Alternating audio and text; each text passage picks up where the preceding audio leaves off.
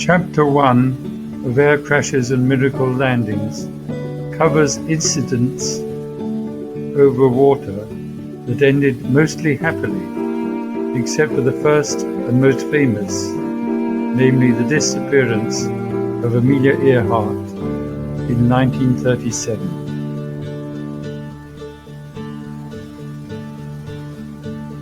On what was to be her last major exploit, an equatorial round-the-world flight in 1937. She got two-thirds of the way, but then failed to reach a minuscule island in the middle of the Pacific Ocean. The President of the United States ordered a large-scale search to no avail, and ever since people have been wondering what happened to her and her navigator. Her aircraft was a reliable twin-engine Lockheed Electra with extra fuel tanks in place of the passenger seats. However, when fully laden with fuel for the longer legs, it could barely get off the ground. In fact, on her fateful final 2,500-mile leg, she only managed to do so thanks to a headwind and her skillful maintenance of the ground effect for as long as possible. Insufficient funds meant the venture was not organized as well as it should have been. Theories that she had in fact been a spy can be dismissed, or if that had been the case, the US authorities would have ensured things were done and checked properly, and notably with regard to radio communications.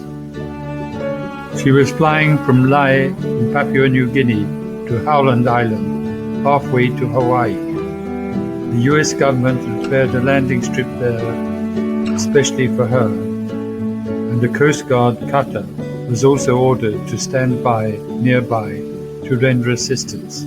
Unfortunately, the published coordinates for Howland were out by some 5 or 6 miles. For navigational reasons, Amelia and Noonan, her navigator, timed their departure from Lae so they would fly over land and various identifiable islands in daylight, and then fly overnight over the ocean to Howland, arriving there just after dawn. This meant that while over the ocean and far from land, Noonan would be able to check their position from the stars, provided the weather was not too cloudy. Even after dawn, with no stars to get a fix, Noonan would be able to determine longitude, but not latitude, by how far the sun was above the horizon for the time of day.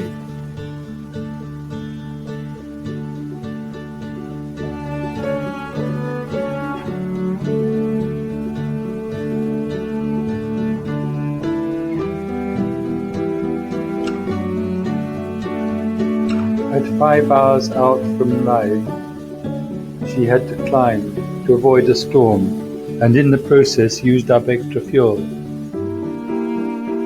Worse was to come. In her hourly call made when 7 hours out from Lae, she said the headwind was 25 knots rather than 12 knots she had anticipated.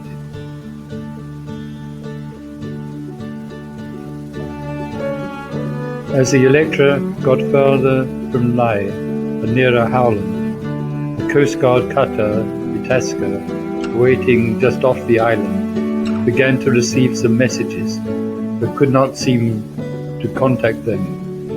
Finally, at 7:42, 19 and a half hours after their departure from Lae, the Itasca received the following message from the Electra. KHAQQ calling Itasca. We must be on you, but cannot see you. Gas is running low.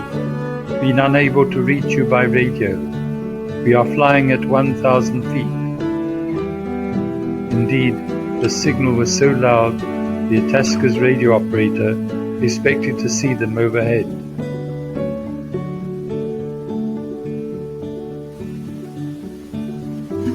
The transmission had not lasted long, and the Itasca could not get a fix. Some say because its direction finder was not working.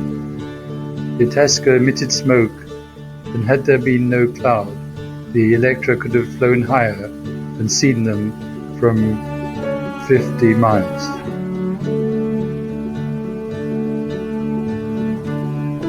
An hour later, at 8:44 a.m., there was a message with Amelia's voice sounding shrill and breathless, her words tumbling over one another. We're on the line of position 157 to 337. The repeat message, we are running north and south.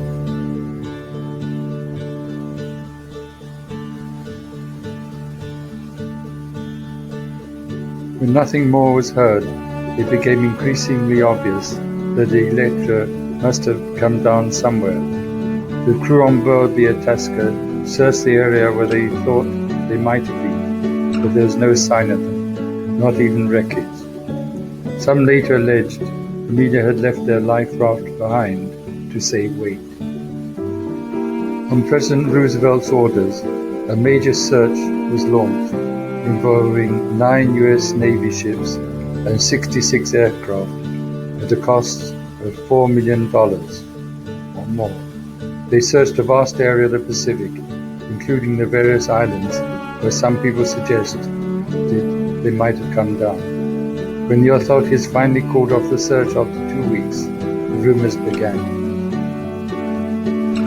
During the search, radio messages seeming to emanate from Earhart, some of which caused the U.S. Navy to change the focus of its searches, were received.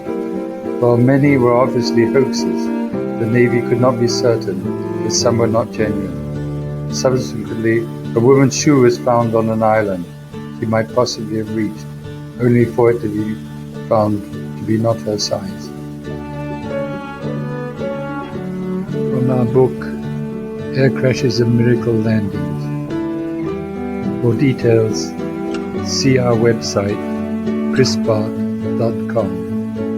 chrisbart.com. Thank you.